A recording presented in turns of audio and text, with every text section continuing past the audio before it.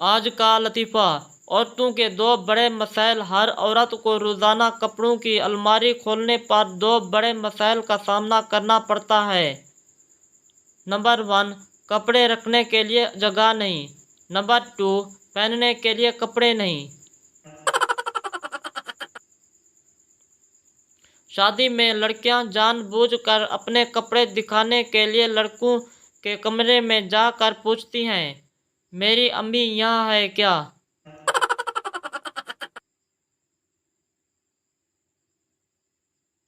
अक्सर रिश्ते वाली आंटियां इस कदर लड़कों की तारीफ करती हैं कि लड़का भी कंफ्यूज हो जाता है कि ये क्वालिटीज़ मुझ में हैं और मुझे पता भी नहीं।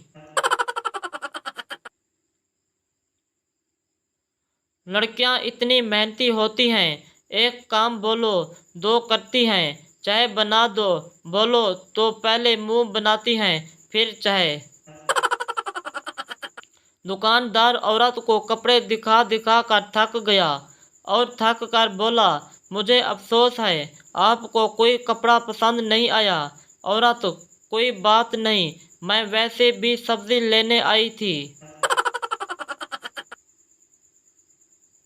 एक खातून फ़ोन पर सैली को बता रही थी, माशाल्लाह मेरा दामाद इतना अच्छा है, सारी की सारी तनख्वाह लाकर मेरी बेटी के हाथ पर रखता है।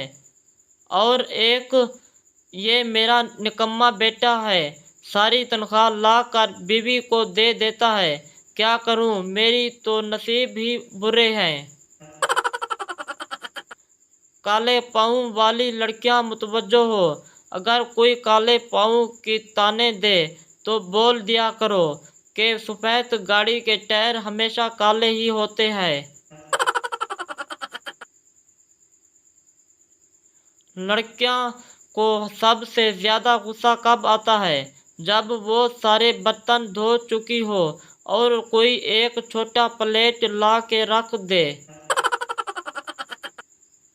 वो दिन आने ही वाले हैं जब लड़कियां सर्दी से ठट्ठर कर कुल्फी बनने वाली हो जाएगी, लेकिन फिर भी किसी तकरीब में स्वेटर नहीं पहनेगी।